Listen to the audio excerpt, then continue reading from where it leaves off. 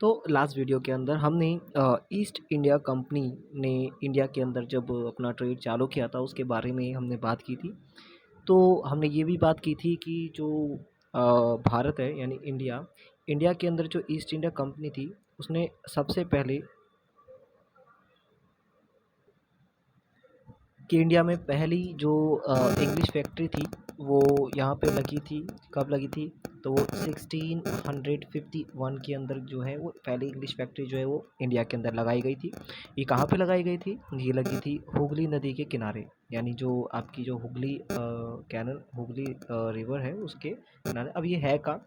तो ये नदी जो है ये आपकी उस टाइम का मैंने आपको ये भी बताया था कि वो जो उस टाइम में जो कोलकाता है, आज का जो कोलकाता है, ठीक है, आज का जो कोलकाता है ये हुगली नदी वहाँ पे है बेसिकली, ठीक है। तो स्टार्टिंग में जो कोलकाता था उसका नाम मैंने बताया आपको, लास्ट वीडियोस के अंदर ही हमने इसके बारे में बात की थी। उसका नाम पहले कालीकत्ता था, ठीक है। कालीकत्ता जो था उसका नाम पहले था। उसके बाद इसका नाम जो है वो बदल के अंग्रेज़ों ने, आपने सुना होगा कैलकटा, ठीक है, कैलकटा उसका नाम रखा गया। उसके बाद में इन लास्ट जो है नाम आप सुनते हो हमेशा, वो जो नाम है वो आपको पता ही है, कोलकाता है, ठीक है। तो आगे बात करते हैं हम। तो यहाँ पे हमने देखा कि पहली इंग्लिश फैक्ट्री के बारे में हमने समझा, ठीक है। फिर उसके बाद हम बात करते हैं कि यहाँ पे क्या हुआ। अब यहाँ पे जैसे जैसे कंपनी ने अपना जो बिज़नेस है वो क्या करा, फैलाना शुरू करा। तो कंपनी अब बढ़ रही थी, तो कंपनी को एक सिक्योरिटी नाम की चीज़ की भी ज़्यादा ज़रूरत थी, ठीक है। तो सिक्योरिटी कंपनी ने अपनी बढ़ानी शुरू कर दी। अब ये सिक्योरिटी कैसे बढ़ाई?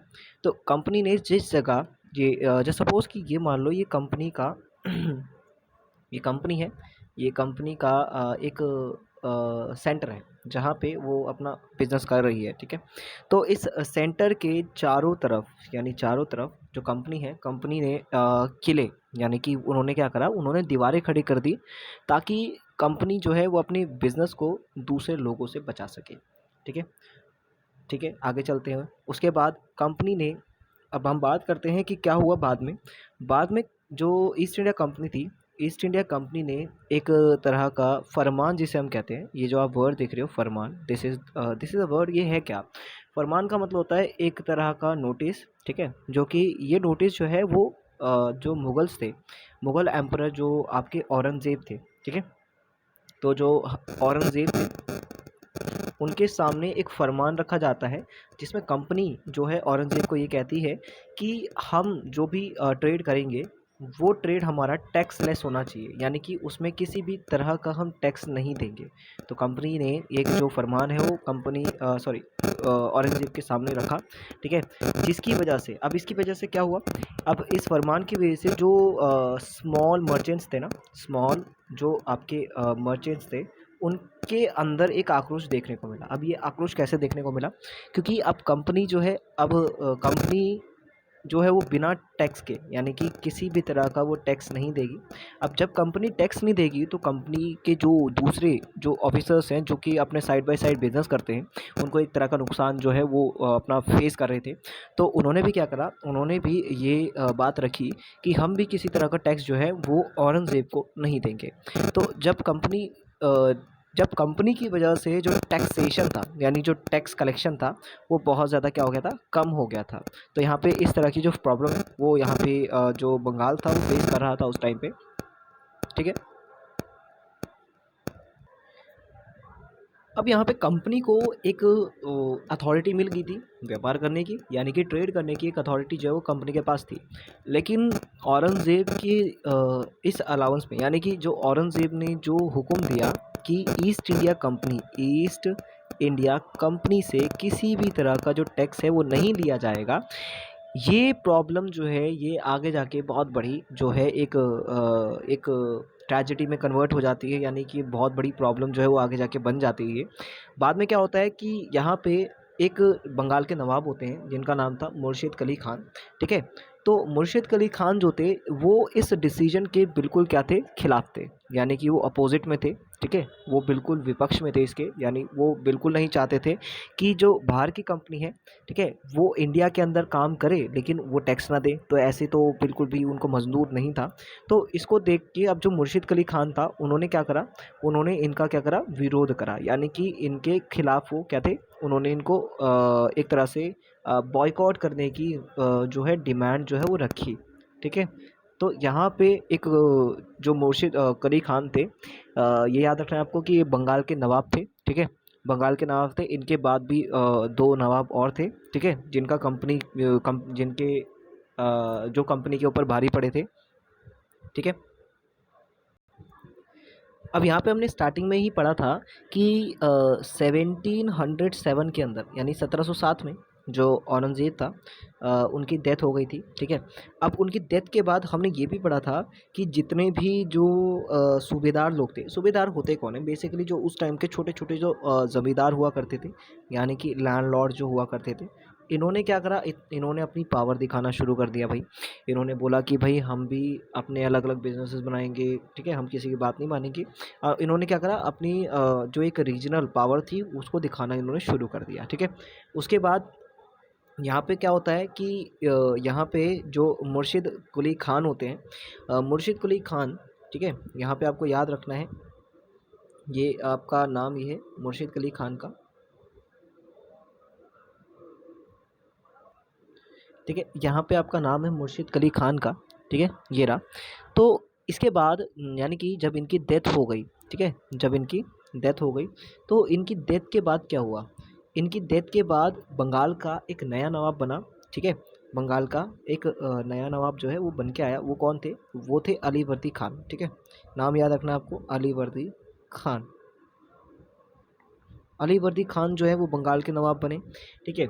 अब अलीवर्दी खान जो है वो एक तरह से मान के चलें तो वो एक पावरफुल जो एम्परर थे वो रहे हुए बंगाल के, ठीक है। लेकिन इनके बाद भी जो अलीवर्दी खान थे, अलीवर्दी खान के बाद हमें जब हम देखते हैं तो हमें एक और नवाब देखने को मिलते हैं जिनका नाम था सिराजुद्दौला, ठीक है, ये आपको सिराजुद्दौला याद रखना है, सिराजुद्दौला, ठीक है। तो ये एक तरह से ये ये वाले जो नवाब थे ये, ठीक है, आपका मुर्शिद कुली खान और अलीवर्दी खान के बाद ये जो नवाब बने थे, ये कंपनी के लिए एक बहुत बड़ी प्रॉब्लम थे, ठीक है, क्योंकि क्योंकि इनको पता था कि कंपनी जो है वो क्या कर रही है, घोटाला कर रही है, क्योंकि कंपनी जो है वो टैक्स नहीं दे रही थी, ठीक है। अब कंपनी जब टैक्स नहीं देगी तो जो बंगाल है, बंगाल की जो रियायतें हैं, यानी बंगाल को कैसे हैंडल किया जाएगा, कैसे उसको कंट्रोल किया जाएगा, बाद में अंग्रेज़ों के सामने भी एक तरह की ये प्रॉब्लम आई थी, ठीक है, टैक्स से रिलेटेड ही, क्योंकि अब अंग्रेज़ों के सामने भी यही प्रॉब्लम आई कि अगर कोई टैक्स देगा नहीं तो हम कैसे अपने जो राजपाट है उसको चला पाएंगे। तो इसी तरह से जो सिराजुद्दौला था, सिराजुद्दौला ने भी इसका विरोध किया कि भाई आप बिना टैक्स के ट्रेड नहीं कर सकते।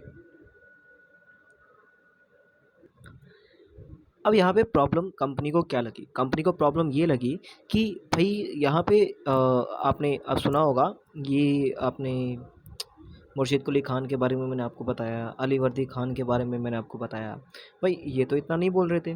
अब कंपनी को लगा कि ये जो सिराजुद्दौला है ना ये ज़्यादा बोल रहा है, ठीक है, तो सिराजुद्दौला को लो भाई, ठीक है। तो इन्होंने बोला कि सिराजुद्दौला को तो भाई बताना पड़ेगा, क्योंकि इसने क्या बोला, कंपनी को इसने ये बोला कि भाई आपको हमें नजराने देने पड़ेंगे। व्हाट इज़ नजराने, क्या होते हैं भाई, नजरानों का मतलब अगर आपको समझाया जाए तो सिंपली जो आप कहते हो गिफ्ट्स, जो आपके गिफ्ट्स होते हैं, ये नजराने जो हैं वो कंपनी को देने पड़ेंगे आपको, ठीक है। उसके बाद यहाँ पे कंपनी को बोला गया कि कंपनी अपने कॉइन नहीं बना सकती, यानी कंपनी को एक्सचेंज के लिए किसी भी तरह की करेंसी बनाने का कोई अधिकार नहीं है, यानी कोई भी अथॉरिटी उनको नहीं दी गई। और कंपनी से ये बोला गया कि वो जो किलेबंदी कर रही है, यानी कि जो फोर्ट्स को अपने अंडर में ले रही है, अब यहाँ पे जो फोर्टिफिकेशन वो कर रही है, ठीक है, ये जो फोर्टिफिकेशन था वो जो कर रही है वो बंद कर दे, क्योंकि कंपनी को ये दलील दी गई, यानी कि ये वार्निंग दी गई थी कि वो कंपनी के खिलाफ एक्शन ले सकते हैं, ठीक है। तो ये सारी बातें जो है वो सिराजुद्दौला के जो शब्द थे, यानी जो वर्ड्स थे उनके साथ बोले गए थे, ठीक है। तो सिराजुद्दौला एक प्रॉब्लम था कंपनी के लिए। अब यहाँ पे आप जो फ़ोटो देख रहे हो ये, ठीक है, तो ये रॉबर्ट क्लाइव है, ठीक है। तो अब एक बात बता दी इनके बारे में, तो ये उस टाइम पे मद्रास के अंदर थे और मद्रास के अंदर इन्होंने बहुत ज़्यादा कंट्रीब्यूशन जो है अपनी सर्विस में दिया, ठीक है। और बहुत सारी इन्होंने जो हम कहते हैं ना कि एक इनिशिएटिव इनके द्वारा चालू किए गए कि कंपनी का फैलाव या कंपनी को बढ़ाने में इन्होंने बहुत ज़्यादा कंट्रीब्यूशन दिया था, ठीक है। तो रॉबर्ट क्लाइव थे। अब सबसे पहले यहाँ पे हम बात करते हैं आगे, चलिए। तो यहाँ पे पपेट कौन होता है भाई? ये आपको कुछ वर्ड्स होते हैं एनसीईआरटीज़ के अंदर, तो ये वर्ड्स आपको ज़रूर आपको क्या करने, याद रखने या आपको अपने माइंड में हमेशा बना के रखने कि ये पपेट क्या होते हैं। भाई पपेट का मतलब क्या होता है? आपको सबको पता है, पपेट यानी इशारों पे नाचने वाला। तो अब कंपनी जो थी ना, ये जो कंपनी थी ईस्ट इंडिया कंपनी, इसको कौन चाहिए था? इसको चाहिए था पपेट, ठीक है। यानी पपेट का मतलब यानी कि जो कंपनी के इशारों पे नाचे। तो कंपनी को ऐसा तो कोई मिला नहीं भाई, ठीक है। तो और अब जो कंपनी के सामने था वो था सिराजुद्दौला, ठीक है। सिराजुद्दौला, अब सिराजुद्दौला नवाब कब बना भाई? भाई अलीवर्दी खान की जो मौत है वो 1756 में हो गई थी, यानी 1756 के अंदर जो अलीवर्दी खान है वो मर गए। उसके बाद जो नवाब की जो गद्दी थी, नवाब की गद्दी पे कौन बैठा? वो बैठे सिराजुद्दौला। अब सिराजुद्दौला तो पहले से ही कंपनी के लिए एक प्रॉब्लम बने पड़े थे। अब सिराजुद्दौला जैसे ही नवाब बने, उन्होंने कंपनी को बोल दिया कि भाई कंपनी जो है, कंपनी बहुत ज़्यादा परेशान होगी, क्योंकि कंपनी को उन्होंने क्या दी भाई? वार्निंग दी। वार्निंग क्या क्या दी भाई? वार्निंग किस चीज़ की दी? कंपनी को बोला गया कि भाई अपने जितने भी जो आप इलीगल काम कर रहे हो ना, जिस तरह से आप काम कर रहे हो, आप कंपनी को चला रहे हो लेकिन बिना टैक्स के चला रहे हो, आप हमें टैक्स नहीं दे रहे हो, तो ये सारी चीज़ें गलत है, ठीक है। आपको वार्निंग दी जा रही है, आप टैक्स भरना शुरू कर दीजिए। तो सिराजुद्दौला ने एक ये स्टेटमेंट जो है वो अपनी तरफ से दिया, और बाद में कंपनी की तरफ से एक स्टेटमेंट ये आता है कि हम किसी भी तरह की बात नहीं मानेंगे भाई, ठीक है। तो अब सिराजुद्दौला को आ गया गुस्सा, ठीक है। सिराजुद्दौला ने क्या करा? सिराजुद्दौला ने अपने जो ट्रूप्स थे, ठीक है, ट्रूप्स का मतलब होता है जो सैनिक होते हैं, ठीक है, ट्रूप्स को ये हुक्म दिया कि वो जाएं कासिम बाज़ार। और कासिम बाज़ार जब सैनिक गए तो उनकी जो संख्या थी वो थी 30,000, यानी 30,000 सैनिक थे उधर, ठीक है। अब ये जो 30,000 सैनिक थे ये चले गए कासिम बाज़ार में। उस टाइम पे जो आपका कलकत्ता है यानी बंगाल है, वहाँ पे एक कासिम बाज़ार है, ठीक है। तो वहाँ पे जो कंपनी के जो ऑफिशियल ठिकाने थे उन पे जाके जो सिराजुद्दौला था, सिराजुद्दौला ने अपनी सेना को ये हुक्म दिया कि कंपनी के जितने भी ठिकाने हैं वहाँ पे जाके रेड मारो, और वहाँ के जितने भी ऑफिशियल्स हैं यानी कि जितने भी अंग्रेज़ी अधिकारी हैं उनको पकड़ के लाओ और उनको यहाँ पे जेल में डालो। और ऐसा ही हुआ, ठीक है। 30,000 जो सोल्जर्स थे वो गए वो गए कहाँ पे गए थे भाई? वो कासिम बाज़ार में गए थे, और कंपनी के जितने भी ऑफिशियल्स थे उनको क्या कर दिया? पकड़ लिया गया और उनको क्या करके जेल में डाल दिया गया, ठीक है। देन उसके बाद से एक जो बहुत बड़ी सिचुएशन जो है वो पैदा होती है। क्या क्या सिचुएशन पैदा होती है कि भाई जो रॉबर्ट क्लाइव था, ठीक है। अब यहाँ पे क्या होता है? यहाँ पे अब क्या होता है? 1757 के अंदर रॉबर्ट क्लाइव को जो कंपनी है, कंपनी की जो आर्मी थी, आर्मी की लीडरशिप दी जाती है। अब जो आपका रॉबर्ट क्लाइव होता है, रॉबर्ट क्लाइव को बुलाया जाता है, कहाँ से बुलाया जाता है भाई? ये, ठीक है, ये एक भारत का मैप है जस्ट सपोज़, ठीक है। और यहाँ पे आपका मद्रास था उस टाइम पे, यहाँ पे कुछ यहाँ पे कहीं पे मद्रास था, तो मद्रास से कंपनी को बुलाया जाता है बंगाल, ठीक है। सॉरी, कंपनी को नहीं, यहाँ पे रॉबर्ट क्लाइव को बुलाया जाता है बंगाल, क्योंकि रॉबर्ट क्लाइव एक बहुत ही अच्छे या एक बहुत ही ब्रिलियंट उस टाइम के कंपनी के ऑफिशियल्स के अंदर आते थे, तो रॉबर्ट क्लाइव को बुलाया गया। अब रॉबर्ट क्लाइव ने क्या करा? रॉबर्ट क्लाइव ने मौका ढूंढा, ठीक है। अब रॉबर्ट क्लाइव क्या चाहता था? अब क्योंकि कंपनी का वो ऑफिशियल था, तो रॉबर्ट क्लाइव को पता था कि कंपनी को पपेट चाहिए। अब यहाँ पे पपेट नाम की जो चीज़ है ना, ये कंपनी को मिल गया। कौन मिला भाई? अब यहाँ पे कंपनी के सामने एक चुनौती थी कि सिराजुद्दौला को कैसे हराया जाए। तो 1757 के अंदर, ठीक है, 1757 के अंदर जो सिराजुद्दौला था उसको कंपनी ने, यानी कि जो रॉबर्ट क्लाइव था, उसने क्या करा? मार दिया। अब ये मारा कैसे? इसके पीछे भी एक षड्यंत्र था। ये षड्यंत्र किसने रचा भाई? ये कंपनी के जो रॉबर्ट क्लाइव थे, ठीक है। तो जो रॉबर्ट क्लाइव थे उन्हीं के द्वारा रचा गया एक षड्यंत्र ये था, ठीक है, रॉबर्ट क्लाइव। अब ये हुई क्या बात? तो रॉबर्ट क्लाइव ने क्या करा? रॉबर्ट क्लाइव ने जो सिराजुद्दौला था, सिराजुद्दौला के सेनापति, ठीक ठीक है। सिराजुद्दौला का जो सेनापति था वो कौन था, ये थे मीर जाफ़र, ठीक है। सिराजुद्दौला के जो सेनापति थे मीर जाफ़र, उन्होंने क्या करा, उन्होंने सेनापति यानी कि जो कमांडर है, उन्होंने क्या करा, जो सिराजुद्दौला था उसको धोखा दिया, ठीक है। अब उसकी धोखे की वजह से जो यहाँ पे कमांडर था, तो जो सिराजुद्दौला था, सिराजुद्दौला ने बोला कि जो प्लासी है, प्लासी, ठीक है, एक जगह बेसिकली एक और बात मैं आपको बताऊंगा इस वीडियो के अंदर, ठीक है, ठीक है। तो यहाँ पे सिराजुद्दौला को धोखा मिला और जो उसका कमांडर था, जिसका नाम क्या था, जिसका नाम था मीर जाफ़र, ठीक है, मीर जाफ़र ने धोखा दिया, जिसकी वजह से जो सिराजुद्दौला है वो बैटल ऑफ प्लासी हार गया। अब यहाँ पे बैटल ऑफ प्लासी के बारे में आपको ये एक डिटेल जो है वो मैंने दी थी कि कैसे कैसे स्टोरी जो है शुरू हुई, ठीक है। तो यहाँ पे आपको याद रखना है 1757 के अंदर, 1757 के अंदर जो बैटल ऑफ प्लासी है वो हुआ था। अब ये कहाँ पे हुआ था, ये आपका एक, ठीक है, एक जगह है, ठीक है, बेसिकली बंगाल के अंदर ही है, ठीक है। तो वहाँ पे एक फूल उगता है, ठीक है।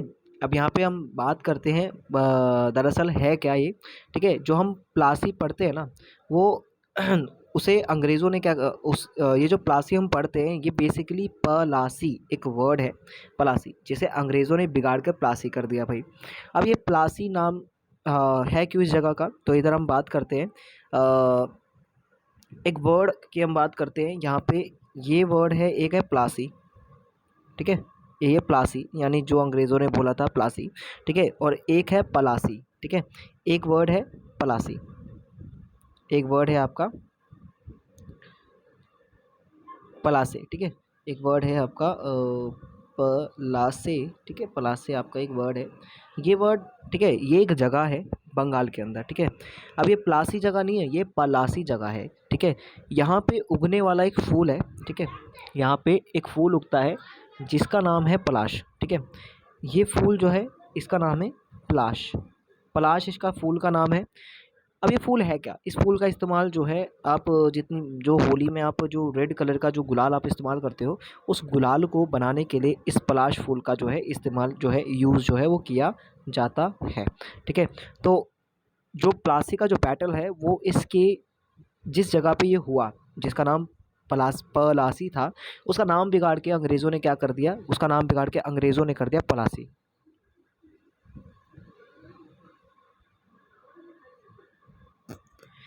एंड ये जो फ़ोटो आप देख रहे हो, ये वाली फ़ोटो, ठीक है, ये फ़ोटो है सिराजुद्दौला की, ठीक है, जो प्लासी के बैटल में हारे थे, ठीक है, इनको धोखा मिला। तो उसके बाद ठीक है, ये प्लासी का बैटल था बेसिकली, जिसके बारे में हम अभी डिस्कस कर चुके हैं, ठीक है।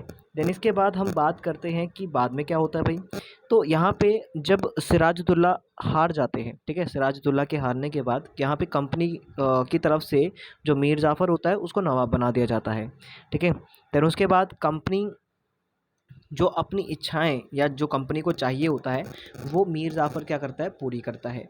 लेकिन एक बात आपको पता ही है कि प्रजा के सामने तो अच्छाई दिखानी ज़रूरी होती है। तो यहाँ पे जो मीर जाफ़र होता है वो क्या करता है, कंपनी के थोड़ा सा खिलाफ हो जाता है, ठीक है।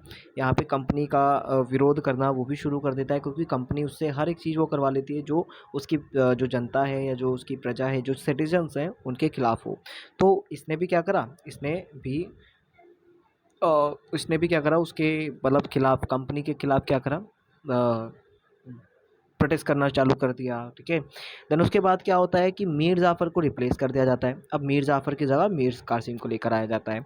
अब मीर कासिम से ये कहा जाता है कि भाई तू एक काम करेगा, तू हमें पर मंथ 5 लाख रुपए का टैक्स देगा, ठीक है। तो यहाँ पे एक जो मीर कासिम था, ठीक है, तो यहाँ पे मीर जाफ़र को ही, अब यहाँ पे क्या होता है कि अब वही वाली बात आ जाती है, मीर जाफ़र को हटाया, मीर कासिम को लाए, मीर कासिम को फिर हटाया तो फिर मीर जाफ़र को उठा लिया, ठीक है। फिर मीर जाफ़र को जब रखा कंपनी ने, तो कंपनी ने बोला कि भाई हर महीने आपको 5 लाख रुपए हमें एज अ टैक्स के रूप में या जो भी हम आपसे मतलब मांगेंगे वो हमको आपको देना पड़ेगा, ठीक है। तो 5 लाख रुपीज़ यहाँ पे एक जो अमाउंट है वो फिक्स किया गया, ठीक है। क्यों किया गया, कि वहाँ पे उसको नवाब बनाया गया, तो नवाब बनाने की एक तरह से उससे एक फ़ीस जो है वो मान के चलो ली जाती थी, ठीक है। अब यहाँ पे कंपनी ये जो पैसे लेती थी ये किस पे खर्च करती थी भाई, अपने जितने भी सोल्जर्स के ऊपर खर्चे होते थे उन खर्चे से निपटने के लिए जो कंपनी है इस पैसों का इस्तेमाल करती थी। ठीक है, अब जितने भी ट्रेड थिंग, अब यहाँ पे देखो मैं लिखता हूँ, ये पॉइंट्स लिखता जाता हूँ। ठीक है, अब कंपनी जो उसके ऑफिस एक्सपेंसेस होते थे, ठीक है, जो ऑफिस एक्सपेंसेस होते थे उसके ऊपर कंपनी खर्च करती थी। ठीक है, देन उसके बाद भाई दूसरा ये था, दूसरा जितने भी ट्रेड एक्सपेंसेस होते थे। ठीक है, अब ट्रेड एक्सपेंसेस के अंदर क्या आता था भाई, अब यहाँ पे जो आपका शिप्स थे, क्योंकि ट्रांसपोर्टेशन में बहुत ज़्यादा खर्चा लगता था। ठीक है, उस खर्चे को खर्चे से निपटने के लिए यहाँ पे क्या किया जाता था, इसका इस्तेमाल किया जाता था। ठीक है, ये जो कलेक्शन है वो किया जाता था। अब यहाँ पे क्या होता है, अब यहाँ पे एक और ट्विस्ट आता है 17, यहाँ पे एक और ट्विस्ट क्या आता है भाई 1765 के अंदर। ठीक है, 1765 के अंदर जो मीर जाफ़र होता है, ठीक है, जो मीर जाफ़र जो नवाब था, ठीक है, मीर जाफ़र जो होता है उसकी क्या हो जाती है, मौत हो जाती है। अब उसके मौत के बाद कंपनी के सामने अब ये एक दुविधा आती है या एक प्रॉब्लम जो आती है कि अब वो किसको नवाब बनाए। तो अब यहाँ पे कंपनी की तरफ से ये डिसीजन लिया जाता है कि कंपनी अब किसी को भी जो नवाब है, ठीक है, नवाब है वो नहीं बनाएगी। कंपनी जो है बंगाल का शासन वो खुद चलाएगी, यानी किसी भी तरह का जो पपेट है वो इस्तेमाल नहीं करने वाली थी अब। ठीक है, तो यहाँ पे कंपनी का एक जो मोटिव है ये बन के आता है। देन उसके बाद यहाँ पे एंड में फाइनली 1765 के अंदर जो मुग़ल एम्परर होता है, ठीक है, जो मुग़ल एम्परर होते हैं वहाँ के, वो कंपनी को क्या कर देते हैं, वो दीवान घोषित कर देते हैं। क्या कर देते हैं भाई, दीवान घोषित। अब ये दीवानी या दीवान होता क्या है बेसिकली, दीवानी का मतलब क्या होता है, एक तरह का राइट होता है। ठीक है, दीवानी का मतलब एक तरह का क्या होता है, राइट होता है। अब ये राइट क्या था, ये राइट ईस्ट इंडिया कंपनी को मिला था, और ईस्ट इंडिया कंपनी को ये जो राइट मिला था ये था टैक्स कलेक्शन का। ठीक है, टैक्स कलेक्शन का ये जो राइट है कंपनी को दिया गया था। ठीक है, वहाँ के जो एम्परर था उसके द्वारा। ठीक है, तो ये आपको याद रखना है। अब दीवानी मिलने की वजह से यहाँ पे कंपनी को बंगाल में अब यहाँ पे कंपनी को पैसे की कमी पड़ रही थी। तो यहाँ पे अब कंपनी को एक खजाना, जो हम कहते हैं ट्रेजर, वो मिल चुका था, क्योंकि अब कंपनी के हाथों में जो बंगाल है, बंगाल का जितना भी टैक्सेशन का जो भी अरेंजमेंट होता था वो सारा का सारा बंगाल के अंदर कंपनी ही करती थी, यानी ईस्ट इंडिया कंपनी करती थी। 18 सेंचुरी की जो स्टार्टिंग थी उसमें भारत के साथ साथ जो व्यापार था वो बढ़ता जा रहा था। अब ईस्ट इंडिया कंपनी का व्यापार भी बढ़ता जा रहा था, लेकिन उसे इंडिया में ज़्यादातर चीज़ें ब्रिटेन से लाए गए सोने और चांदी से ही खरीदनी पड़ती थी। ठीक है, तो ये एक बात आपको याद रखनी है कि यहाँ पे जो भी गुड्स ईस्ट इंडिया कंपनी को ख़रीदनी होती थी वो गुड्स जो है वो उसको कहाँ से लानी पड़ती थी, मतलब सॉरी, गुड्स खरीदने के लिए जो भी उन्हें जो भी उन्हें करेंसी लानी पड़ती है, गोल्ड हो गया, सिल्वर हो गया, वो कंपनी को लेके आना पड़ता था। कहाँ से, इंग्लैंड से लाना पड़ता था। अब इसकी वजह से क्या था, जो वहाँ पे जो रिज़र्व था, ठीक है, अब वहाँ का जो रिज़र्व था उस रिज़र्व के अंदर क्या आने लगी थी भाई, कमी आने लगी थी। ठीक है, अब इस रिज़र्व को अब उनके सामने एक प्रॉब्लम थी कि इस रिज़र्व को कैसे मेंटेन किया जाए। तो अब जो कंपनी थी उसके सामने इस तरह की जो प्रॉब्लम है वो क्या है, आने शुरू हो गई थी। तो अब इंडिया में होने वाली जितनी भी उनको आमदनी होती थी वो अब क्या करती थी, कंपनी के खर्चों में लग जाती थी।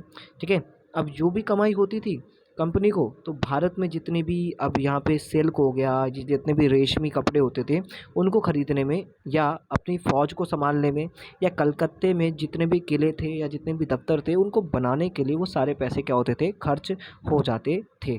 जिसकी वजह से कंपनी के पास जो एक्स्ट्रा खर्चा होता था, ठीक है, जो एक्स्ट्रा खर्चा जो होता था वो नहीं बचता था, जिसकी वजह से कंपनी वॉज फेसिंग, ठीक है, so company was facing trouble shoot, या एक प्रॉब्लम जो है वो कंपनी को फेस करना पड़ रहा था। ठीक है, तो यहाँ तक इतना ही। नेक्स्ट वीडियो में हम इसके बारे में पढ़ेंगे कि कंपनी ऑफिशियल्स जो थे वो नवाब बन बैठे, इनके बारे में हम बात करेंगे, बट वो नेक्स्ट वीडियो में होगा, क्योंकि वीडियो एक पूरे हाफ एन आवर की हो चुकी है। ठीक है, अगर वीडियो आपको अच्छी लगी हो तो चैनल को सब्सक्राइब करना और वीडियो को लाइक ज़रूर करना, और अपने फ्रेंड्स में इसको शेयर ज़रूर करना ताकि उनको भी जो हिस्ट्री है इससे रिलेटेड एक स्टोरी टाइप में जो मैं समझाता हूँ उसके बारे में जो है पूरी पूरी नॉलेज जो है उनको मिलती रहे। Thank you and thank you for watching.